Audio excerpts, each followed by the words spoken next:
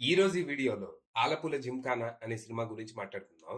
నాజ్లిన్ lead గా Khalid Rahman direction లో వచ్చిన స్పోర్ట్స్ కామెడీ మూవీ ఇది.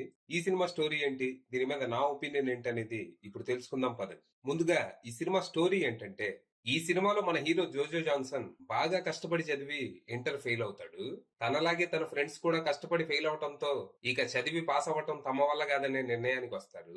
దాంతో బాగా ఆలోచించి స్పోర్ట్స్ కోటాలో కాలేజ్ సీట్ సంపాదిస్తే చదవాల్సిన అవసరం ఉండదని అందరూ కలిసి బాక్సింగ్ నేర్చుకుందామని డిసైడ్ అవుతారు. అలా అందరూ కలిసి ఓ లోకల్ జిమ్ ఖానాలో ట్రైనింగ్ తీసుకోవడం స్టార్ట్ చేస్తారు.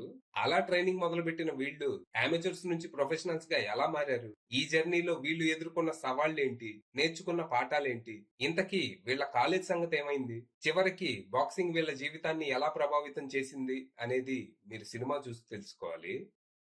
ఇక ఈ సినిమా బాగుంది, నాకైతే నచ్చింది. కథా కథనాలు సింపుల్ గానే ఉన్నా ఫస్ట్ నుంచి లాస్ట్ వరకు మంచి ఫన్ తో ఫుల్ గా ఎంటర్టైన్ చేసింది.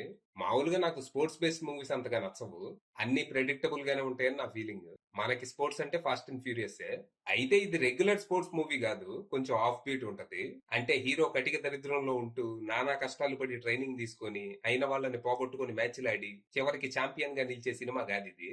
జస్ట్ అల్లరి చిల్లర్ గా తిరిగే కొంతమంది కుర్రాళ్ళు తమ అవసరం కోసం బాక్సింగ్ నేర్చుకోవటం మొదలుపెట్టి చివరికి దాన్ని సీరియస్ గా తీసుకుని కెరియర్ గా మార్చుకునే జర్నీయే ఈ సినిమా. దీన్ని చాలా లైట్ హార్టెడ్ గా యూత్ కనెక్ట్ అయ్యేలా తెరకెక్కించారు. ఈ సినిమా చాలా సింపుల్ గా ఉంటది. ఫస్ట్ హాఫ్ అంతా ట్రైనింగ్, సెకండ్ హాఫ్ అంతా బాక్సింగ్ మ్యాచ్లు అంతే. ఫస్ట్ హాఫ్ అంతా చిల్ మోడ్ లో సాగుతూ మన హీరో తన ఫ్రెండ్స్ తో కలిసి ట్రైనింగ్ తీసుకుంటూ జోకులు వేసుకుంటూ ఇలా సరదా సరదాగా సాగిపోద్ది. ఇక సెకండ్ హాఫ్ లో మ్యాచ్లు మొదలయ్యాక సినిమా కొంచెం సీరియస్ గా మారుతుంది. ఈ మ్యాచ్లన్నింటినీ చాలా బాగా తెరకెక్కించారు. ఏదో ప్రొఫెషనల్ బాక్సింగ్ చూస్తున్నట్టే ఉంటది. అన్నిటికంటే బెస్ట్ పార్ట్ ఏంటంటే మ్యాచ్ రిజల్ట్స్. ఎవరు గెలుస్తారో ఎవరు ఓడిపోతారో అనేది ప్రెడిక్ట్ చేయడం కొంచెం కష్టంగానే ఉంటది. ఇక క్లైమాక్స్ చాలా కేయాటిక్ గా ఉంటూ ఫుల్ గా ఎంటర్టైన్ చేస్తుంది. మనం ఊహించిన క్లైమాక్స్ అస్సలు ఉండదు.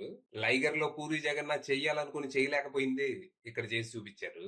ఓవరాల్ గా సినిమాలో ఉన్న పాజిటివ్స్ విషయానికి వస్తే, పర్ఫార్మెన్సెస్ అందరూ చాలా బాగా చేశారు. ఫస్ట్ హాఫ్ లో ఫోకస్ ఎక్కువ నాజ్లిన్ మీదే ఉన్నా సెకండ్ హాఫ్ లో మిగిలిన ఫ్రెండ్స్ అందరికి షైన్ అయ్యే అవకాశం వస్తుంది. ఎవ్వరూ తగ్గలేదు, అందరూ ఎరగదీశారు.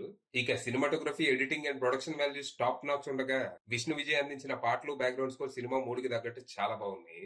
ఇక డైరెక్టర్ ఖలీద్ రెహమాన్ విషయానికి వస్తే ఆయన పనితనం బాగుంది. ఇప్పటి యువత మైండ్ సెట్ ని దృష్టిలో పెట్టుకుని వాళ్ళకి ఏం చెప్తే ఎలా చెప్తే కనెక్ట్ అవుతారో అలాగే తెరకెక్కించారు దీన్ని. ఈయన ప్రీవియస్ మూవీ తల్లుమాల కూడా యూత్ ని టార్గెట్ చేస్తూనే వచ్చింది. అది కూడా క్రేజీగా ఉంటది. ఇక నెగటివ్స్ విషయానికి వస్తే, అండర్ డెవలప్డ్ లవ్ స్టోరీస్. అంటే ఈ సినిమాలో హీరోకి ఒకళ్ళు కాదు ముగ్గురు లవ్ ఇంట్రెస్ట్లు ఉంటారు, కానీ అన్ని జస్ట్ పై పైన టచ్ చేసి వదిలేస్తారు. మూడిట్లో ఏదో ఒక దాన్ని కొంచెం డెవలప్ చేసి ఉంటే బాగుండేది. ఫైనల్ గా చెప్పేది ఏంటంటే, సరదాగా మీరు మీ ఫ్రెండ్స్ తో కలిసి ఓ 2 గంటలు ఎంజాయ్ చేయాలనుకుంటే ఖచ్చితంగా ఈ సినిమా ట్రై చేయండి. అది విషయం.